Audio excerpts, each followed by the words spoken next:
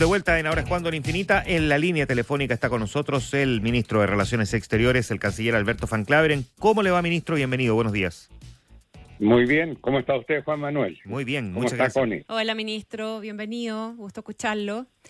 Ministro, Igualmente. tenemos una lista larga de cosas, pero probablemente lo que está más resonando hoy día, no solamente en Chile, sino que a nivel latinoamericano, es la política de deportaciones del presidente Donald Trump en Estados Unidos. El otro día, a propósito del incidente con Colombia entre Trump y Gustavo Petro, estuvimos conversando con la ministra del Interior, Carolina Toá, y ella decía una cuestión que hace todo el sentido del mundo, ¿verdad? Que los países de origen de las personas tienen que recibirla, siempre que haya coordinación, información, etcétera, etcétera. Deje preguntarle si usted tiene una cuantificación, una valoración en número de las personas que eventualmente están hoy día en Estados Unidos, chilenos en Estados Unidos, que pudiesen ser eventualmente objeto de deportación por parte del gobierno de Trump.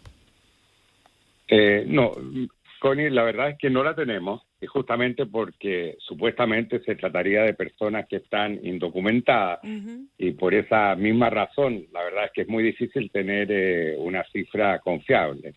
No tenemos ese antecedente de manera concreta, pero por supuesto, tal como lo dijo la ministra Toá, nosotros no podríamos dejar de recibir a connacionales que han sido deportados, ya sea de Estados Unidos o de cualquier otro país. Y por supuesto, a lo que aspiramos es que esa deportación implique un grado de coordinación con el país de origen de la deportación.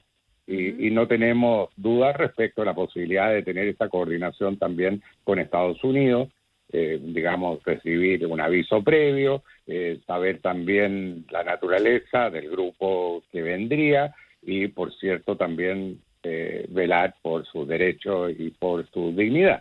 ¿Chile no sabe cuántos chilenos irregulares o ilegales puede haber en Estados Unidos? ¿No tenemos una aproximación? No, esa es una cifra ¿No? que no tenemos y además tampoco yo creo que la podríamos proporcionar, porque la verdad es que son datos que son reservados y son estimaciones, pero muy generales, muy globales. Ahora, ayer también el gobierno de Trump anunció la anulación de la extensión de un programa que le ofrece protección a un número bien significativo de venezolanos. Este número tampoco es un número oficial, pero se habla de 600.000 personas que podrían perder esta calidad migratoria que básicamente apunta a la protección o que pretendía protegerlos de la deportación a estos miles de migrantes que básicamente arrancaron de la Venezuela de Maduro. Esas personas no van a querer volver a Venezuela. Es bastante obvio que no lo quieran hacer, ¿verdad? Salieron de la Venezuela de Maduro y no van a querer ser deportados a su país de origen. ¿Estamos abiertos a la posibilidad de recibir más venezolanos en esa calidad o a eventualmente también decirles que no? Bueno, la verdad es que no. Es decir, nosotros ya creo que hemos colmado nuestra capacidad de recibir a inmigrantes de otros países, incluyendo de Venezuela, y la verdad es que no creemos que tampoco Estados Unidos vaya a deportar venezolanos a un país tan distante, tan lejano como Chile. Es decir, creemos que esa posibilidad es muy baja. Pero déjeme decirle, Connie, que también, si bien no tenemos la cifra concreta, el tema de las deportaciones es un tema que es de menor cuantía en el caso de Chile que en el caso de muchos otros países de América Latina. Es decir, nosotros estamos muy atrás en cualquier estimación que se haga en Estados Unidos respecto de la cantidad de personas indocumentadas. Pero usted descarta que Chile vaya a tener una presión de países de otros ciudadanos, no chilenos, digamos, por venir a Chile. Creemos que es poco probable. Obviamente tenemos que ponernos en todos los escenarios posibles, pero ese es un escenario menos probable.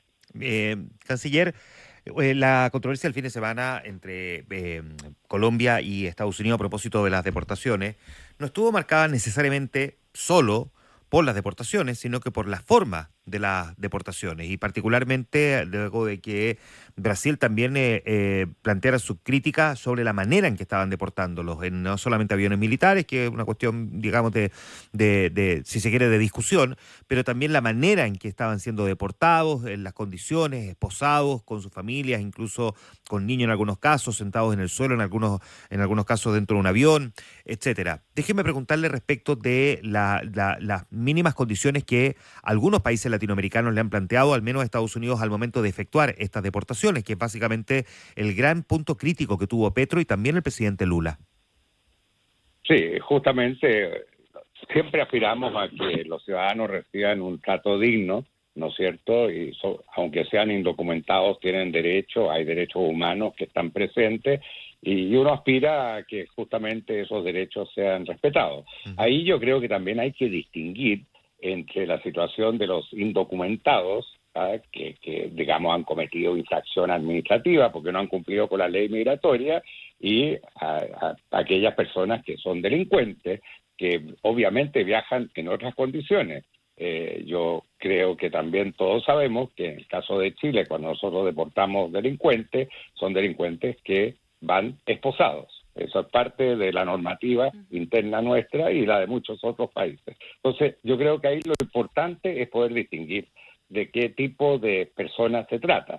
Si son simples indocumentados, es decir, son expulsiones de carácter administrativo, como las llamamos nosotros, y también si se trata ya de personas que están cumpliendo pena o que están, digamos, han cometido delitos. Ya, pero usted, por lo tanto, ¿comparte la crítica que desde ese punto de vista entonces se formuló desde algunos países latinoamericanos?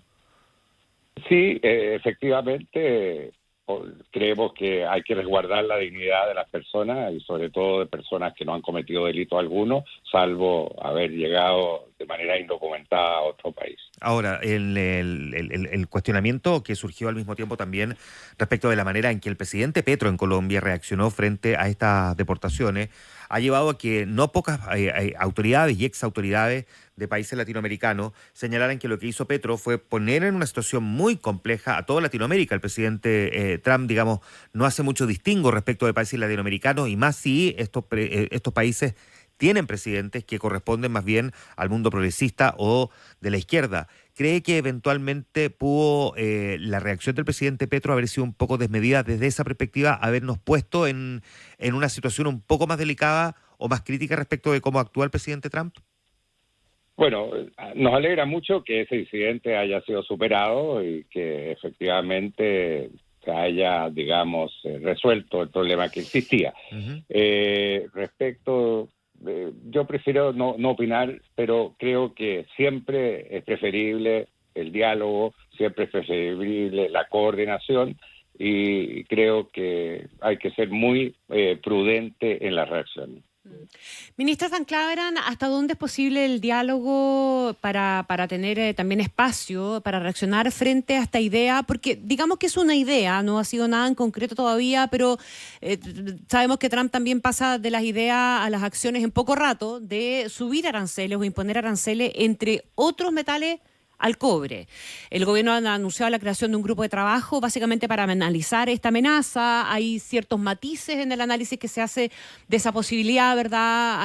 Pero también hay cautela y hay una cierta preocupación. Estamos hablando de un arancel que podría afectar al 11% de los envíos de cobre, lo que representa mucha plata para el fisco y también para los privados y las empresas que participan de esto. A ver, bueno, como usted lo ha dicho, el anuncio es muy genérico y agrupa metales que son de naturaleza bastante distinta.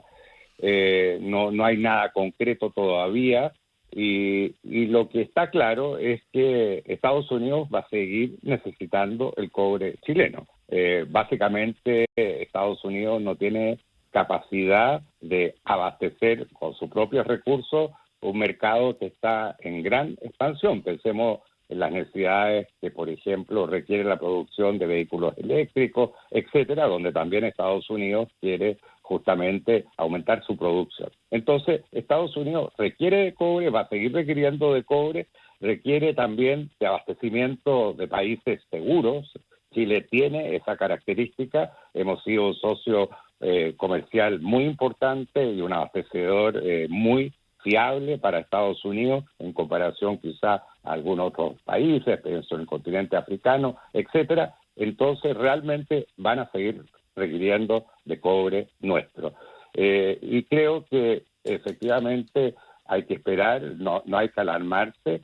Nosotros ya hicimos un estudio a través de nuestra Subsecretaría de Relaciones Económicas Internacionales con el Ministerio de Hacienda respecto de flujos comerciales que pueden verse afectados por estas medidas que se están adoptando en Estados Unidos, y vamos a ampliar este grupo, vamos a incorporar a otros ministerios, Ministerio de Minería, Codelco, etcétera. Estamos en estrecho contacto con, digamos, todos los sectores que están preocupados por este tema, pero creemos que no hay que adelantarse, básicamente porque, como lo dije antes, Estados Unidos va a seguir necesitando cobre y yo creo que va a seguir prefiriendo cobre chileno. Claro, y tampoco podemos ir a producir nuestro cobre allá, digamos, que es la lógica con la que funciona mucho Trump con todas estas amenazas. Traigan sus fábricas para acá, eso no es posible en el caso del cobre. Ahora, ¿esto usted cree que es simplemente una idea que probablemente quedó flotando en el aire, pero que desaparece? Sabemos que en el gobierno de Reagan se estudió también esa posibilidad de que los norteamericanos avanzaran más en la exploración y explotación de cobre, y sin embargo se desechó esa idea por los costos que esto podría llegar a representar. Por lo tanto, ¿usted cree que no vuela esta posibilidad?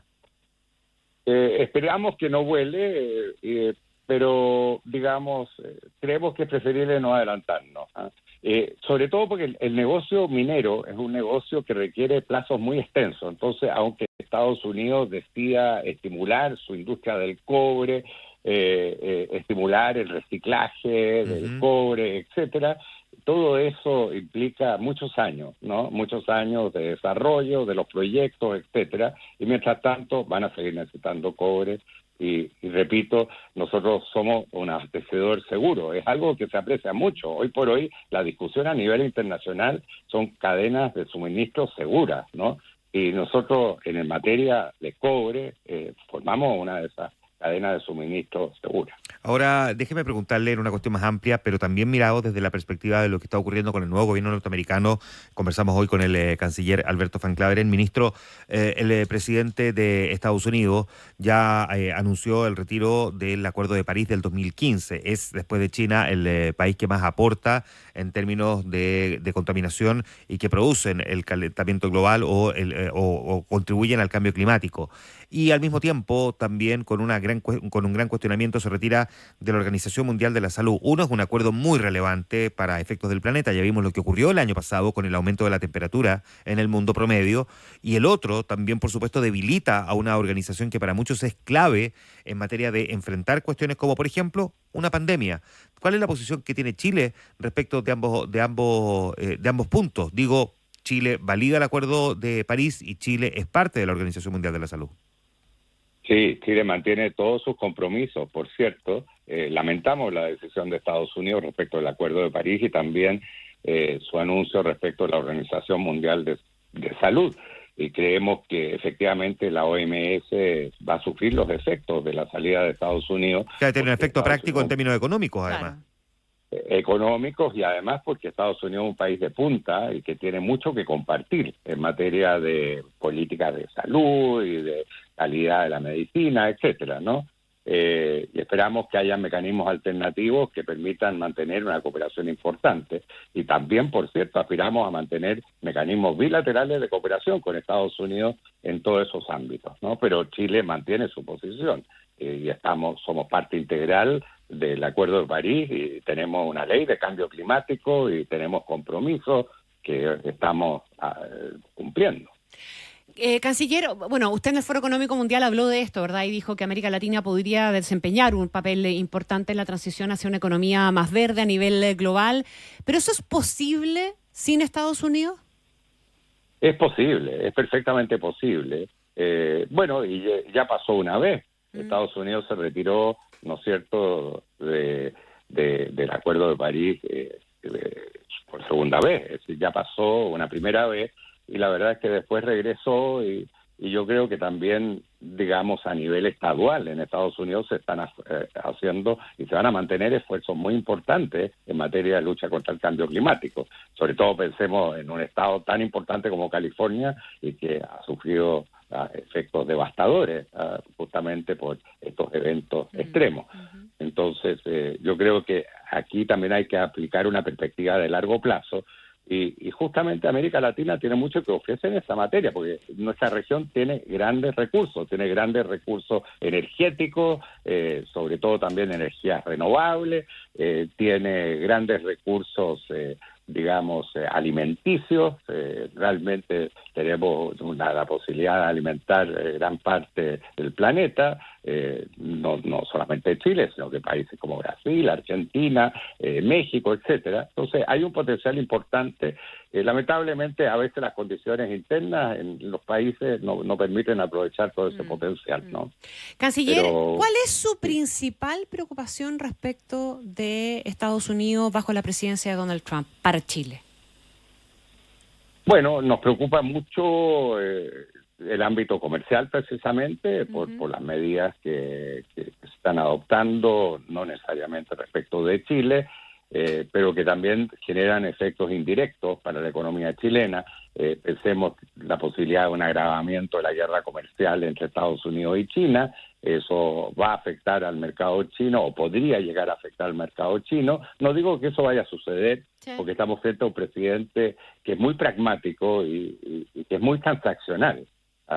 También en sus relaciones ha habido una crítica muy fuerte hacia China, pero por otra parte el presidente Xi Jinping fue invitado a la toma de posesión. No asistió él, asistió el vicepresidente chino, pero eso es una señal, ¿no?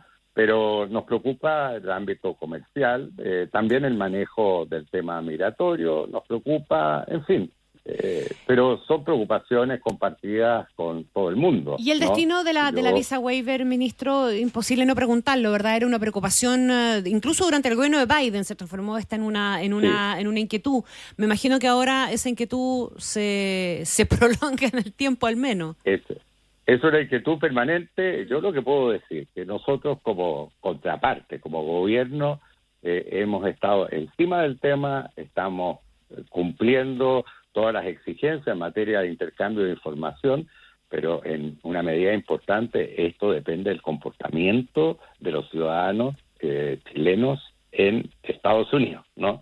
Y esa es una variable que obviamente nosotros no podemos controlar. Perdón, ministro, ¿eso qué quiere decir? Que ese eventual comportamiento delincuencial de chilenos que viajan a Estados Unidos con ese objetivo puede terminar perjudicándonos en términos de la visa waiver. No, lo que quiero decir con eso es que justamente han habido delitos de alta connotación en Estados Unidos en los cuales lamentablemente han estado involucradas bandas chilenas, ¿no? Y eso obviamente no es un buen antecedente. A eso me refiero.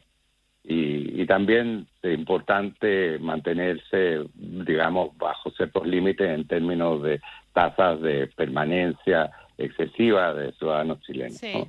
Y estamos preocupados por eso. Sí, de hecho, en Exante se publica, ¿verdad?, el estadías prolongadas que se transforman en estadías ilegales, justamente por esa prolongación, que también son una amenaza para la visa waiver. Ahora, el caso de quienes delinquen, ministro, hay que decir que Estados Unidos no mira esos casos de manera aislada, ¿verdad?, sino que mira el paquete y el efecto que tiene en el paquete. Entonces, efectivamente, eso sí puede redundar en una decisión que afecte a todos los chilenos que quieran postular o que podrían haber accedido a la waiver. Claro, no digo que eso vaya a suceder, pero obviamente lo que quiero decir que esa es un elemento, una variable que lamentablemente nosotros no estamos en condiciones de controlar, salvo, por supuesto, entregar toda la información respecto de las personas que viajan a Estados Unidos, algo que estamos haciendo. Ministro, por último, y a propósito de uno de los temas más sensibles para nuestra administración actualmente, en términos de relaciones internacionales, a propósito de la investigación que se está llevando a cabo por la muerte del exteniente militar venezolano Ronald Ojeda y las declaraciones destempladas, ofensivas que se han pronunciado desde el gobierno venezolano, pero especialmente luego de conocidos testimonios que apuntarían a el número 2 de el gobierno de Venezuela. La ministra del Interior nos decía el otro día que en caso de confirmarse lo que hasta ahora es parte de esos testimonios, que podría haber una participación institucional desde Venezuela en este crimen, se va a recurrir a los organismos internacionales. Desde su mirada, desde su interpretación, ¿cuán efectivo en la práctica puede ser recurrir a organismos internacionales cuando es sabido que en otros casos, a pesar de la existencia de la Corte Penal Internacional, muchos que han sido denunciados ante ese tribunal simplemente no enfrentan la justicia del mundo?